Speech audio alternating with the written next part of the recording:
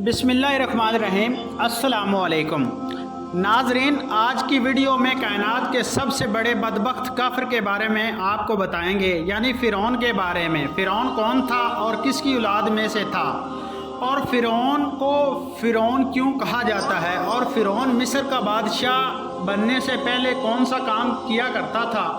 ये फ़िरौन मिस्र का बादशाह कैसे बना, और फ़िरौन ने खुदाई का दावा करने के लिए बनी इसराइल के मुसलमानों को किस तरह जानवर जैसा जाहिल बना दिया था, और फिर किस तरह फ़िरौन ने खुदाई का झूठा दावा किया और किस तरह ये मिस्र का झूठा खुदा बना। नाजरीन, इन तमाम तर सवालात के जवाब आज की इस वीडियो में हम आपको कुरान और हदीस की रोशनी में बताएंगे।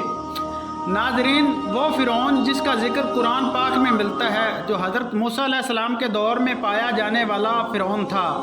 बाज़ मुर्रखीन ने इसका नाम कबूस भी तहरीर किया है। नाजरीन, फ़िरौन बदबख्त का तल्लुक कबीला कबितिया से था और इसकी उम्र 400 साल थी। इस 400 साल की उम्र में ना तो वो किसी बीमारी में मुब्तला हुआ और ना कभी उसको सर दर्द हुआ, और ना ही कोई दुश्मन इस पर गालिब आ सका। इसका चेहरा तांबे की तरह चमकता था, इसी वजह से यहूदी इसको कबूस कहकर कहा करते थे। फ़िरौन बादशाह बनने से पहले मेहनत मजदूरी और तिजारत किया करता था। एक दिन ये मेहनत मजदूरी से तंग आकर बाज़ार की तरफ निकले और वहाँ पर इसकी मुलाकात हम्मान से हुई। देखते ही देखते इन दोनों बदबख्तों की मुलाकात दोस्ती में बदल गई। अगरचा ये दोनों मालूम काम की तलाश में शहर की तरफ रवाना हो गए, और इन दोनों शहर में खरबूजे की खरीदो फरोख्त का काम ज़्यादा था। इस तरह ये दोनों बदबख्त एक खरबूजे वाले के पास गए और इससे काम मांगना चाहा। चनाचा इस वक्त इस खरबूजे वाले ने इन दोनों से कहा कि मेरे खरबूजे ले जाओ और बाज़ार में जाकर फ़रोख्त करो। जब ये माल तुम दोनों फ़रोख्त कर लोगे तो मैं तुम्हें खाने के लिए कुछ दे दूंगा।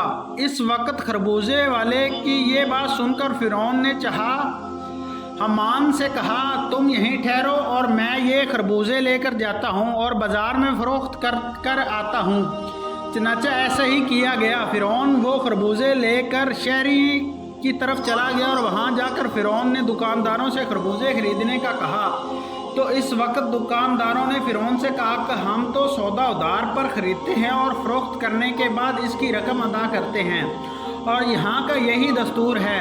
चनाचा दुकानदारों की ये बात सुनकर फ़िरौन कुछ देर के लिए खामोश हो गया और फिर इसी वादे पर वो सारा सामान फ़रोख्त करके वापस चला गया। आकर खरबूजे के मालिक से कहा, मुझे ये काम अच्छा नहीं लगता। इतना बोलकर फ़िरौन वहाँ से चला गया। अब फ़िरौन को किसी अच्छे काम की तलाश थी जिसकी वजह से फ़िरौन ज़्यादा से ज़्यादा मालो दौलत और पैसा कमा सके। इसके बाद फ़िरौन बादशाह मिस्र के दरबार में चला गया और इसकी खिदमत में जाकर दरख्वास्त पेश की कि मैं दूर से आया हूँ, मैं बहुत गरीब हूँ और मुझे किसी की काम की तलाश है, और मैं खाने पीने से भी आजिज़ हूँ। बराए मेहरबानी अपनी सल्तनत मिस्र के इसी शहर बतौर पदवी मुझे कोई काम दिया जाए और इस गुलाम की इस जगह पर मामूर फरमा कर सरफराज किया जाए। चनाचा इस वक्त फ़िरौन की ये बात सुनकर मिस्र के बादशाह ने कहा, तू कौन सा काम चाहता है। चनाचा बादशाह की ये बात सुनकर फ़िरौन ने कहा, मुझे मिस्र के कब्रिस्तान का द्रोगी बना दिया जाए और इसके बदले में मैं कुछ रकम फदिये के तौर पर शाही ख़जाने में जमा करवा दिया करूँगा और बाकी रकम अपने पास रखूँगा, और मेरी इजाज़त के बगैर मिस्र के इस कब्रिस्तान में कोई भी मुर्दा दफन ना होगा। ये बात सुनकर इस वक्त के बादशाह मिस्र ने फ़िरौन को मिस्र के कब्रिस्तान का द्रोगी दे दी।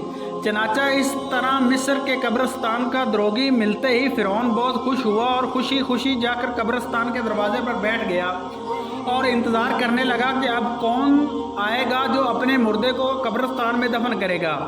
नाजरीन, अल्लाह के हुक्म से ऐसा हुआ कि इसी साल मिस्र में एक वबा फैल गई जिसकी वजह से मिस्र के बहुत सारे लोग मरना शुरू हो गए। फ़िरौन ने जब ये देखा तो इसने हर लाश के बदले इनके वर्षों से एक एक सोने का दिरहम लेना शुरू कर दिया, और इसके बाद कुछ ही दिनों में फ़िरौन के पास बहुत सारी दौलत जमा हो गई और फ़िरौन अमीर हो गया। इतना ज़्यादा मालो दौलत इकट्ठा हो जाने के बाद फ़िरौन ने सोचा क्यों ना मिस्र के तमाम कब्रिस्तानों को अपने अंडर में किया जाए।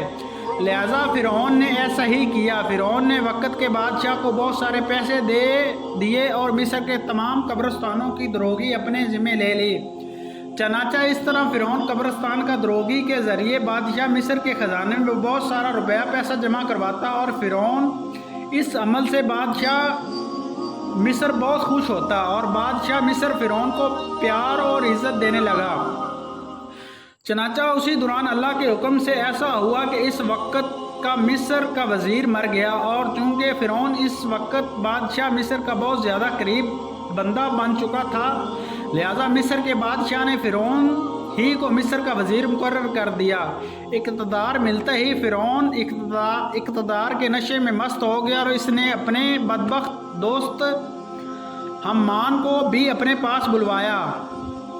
इस वक्त फ़िरौन अपने दोस्त हमान से कहने लगा कि मैं चाहता हूँ कि मैं खुदाई का दावा करूँ और सारी मखलूक मुझको खुदा माने और मेरी इबादत करे।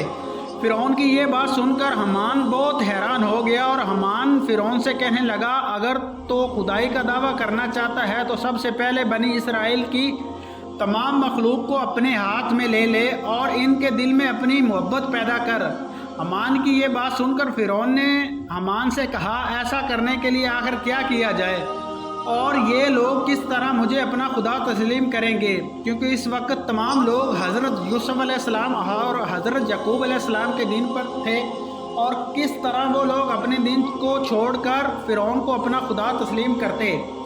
इस वक्त फ़िरौन ने अपने दोस्त हमान से इसके बारे में कोई तदबीर निकालने का कहा। फ़िरौन की ये बात सुनकर हमान कुछ देर के लिए सोचता रहा और फिर तदबीर निकाली कि बादशाह मिस्र से ये दरख्वास्त की जाए कि मैं चाहता हूँ कि मिस्र के तमाम लोगों के तमाम तर ख्वाहिशात मुफ्त में पूरी की जाएँ और इन लोगों के तमाम अखराजात मैं अपनी जेब से अदा करूँगा और ये जो लोग चीज़ जो भी हासिल करना चाहें मुफ्त में हासिल कर सकती हैं। चनाचा इस वक्त बादशाह मिस्र ने फ़िरौन की ये बात सुनकर इसकी ये दरख्वास्त कबूल कर ली और 1 साल के लिए तमाम मिस्रियों को ये रायत फराम कर दी और फ़िरौन ने 1 साल में होने वाले तमाम तर अखराजात की रकम हमान के हाथों बादशाह के ख़जाने में जमा करवा दी और पूरे मिस्र में ये ऐलान करवा दिया कि इस साल ख़जाना रायत पर दस्तयाब है। हमने अपनी तरफ से तमाम तर अखराजात की रकम बादशाह मिस्र के ख़जाने में जमा करा दी है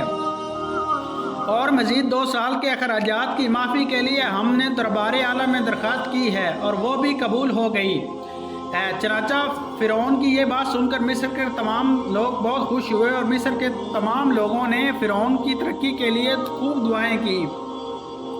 चनाता इधर मिस्र की अवाम फ़िरौन के इस अमल से बहुत खुश थी और उधर चंद दिन बाद मिस्र का बादशाह अल्लाह के हुक्म से अपनी मौत आप मर गया। चनाचा इस वक्त मरने वाले बादशाह का कोई भी वारिस ना था जो इसके तख्त पर बैठता और इसकी बादशाहत को संभाल लेता। इस तरह मिस्र के बादशाह की तस्वीन के बाद 3 दिन तक अयादत होती रही और चौथे रोज़ मिस्र के तमाम लोग बादशाह मिस्र के दरबार में हाज़िर हुए और कहने लगे, बादशाह के तख्त पर किसको बिठाया जाए, क्योंकि मुल्क बादशाह के बगैर नहीं चल सकता। चनाचा इस वक्त मिस्र के लोगों ने फ़िरौन से ये नेकी देखी थी कि फ़िरौन ने 3 बरस का ख़जाना मिस्र के लोगों पर माफ़ करवाया था और इन अखराजात का खर्च अपने पास से बादशाह मिस्र को दिया था।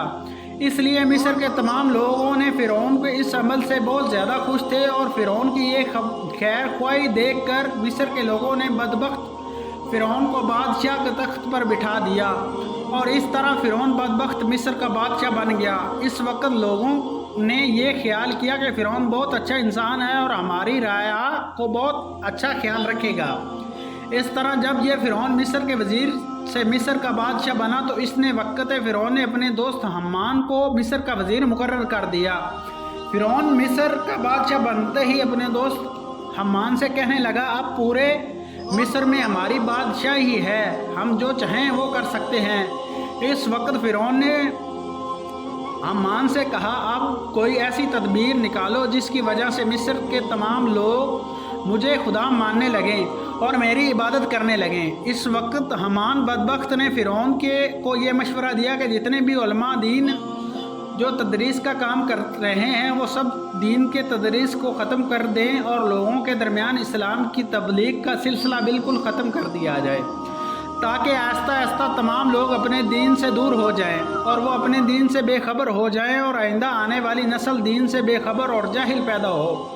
چنانچہ حامان کی یہ بات سن کر فرعون نے فوراً حکم جاری کر دیا اور مصر کے اندر درس اور تدریس کا سلسلہ ختم کر دیا گیا، اور فرعون نے مصر نے اندر یہ حکم جاری کر دیا کہ کوئی بھی شخص مصر میں درس نہ کرے ورنہ اس کو قتل کر دیا جائے گا۔ فرعون بادشاہ کا یہ حکم سنتے ہی درس تبلیغ کا یہ سلسلہ ختم کر دیا گیا اور مصر کے لوگوں نے بالکل پڑھنا لکھنا چھوڑ دیا۔ چنانچہ اس طرح درس کا سلسلہ ختم ہونے کے بعد وقت گزرتا گیا اور وقت کے ساتھ ساتھ تمام لوگ جاہل بن گئے اور علم سے دور ہو گئے اور اپنی حقیقی خدا اللہ تعالیٰ کو بالکل ہی بھول گئے۔ اس وقت مصر کے لوگوں کی یہ حالت ہو گئی کہ وہ جانوروں کی طرح جاہل بن گئے۔